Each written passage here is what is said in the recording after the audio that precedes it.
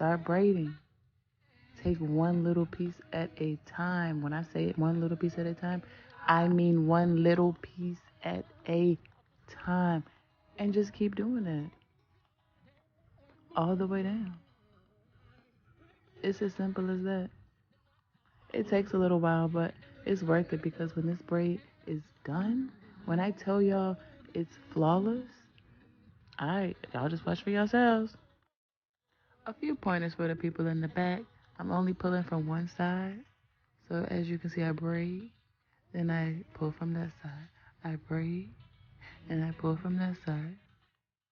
I don't use a lot of product. And what else? I'm patient. You have to be patient with this because if you try to just braid really fast, you're going to start pulling hair that doesn't need to be pulled yet, which makes your braids a little gappy. I mean, y'all braiders know what I mean, but follow this, and I promise you it's going to be flawless.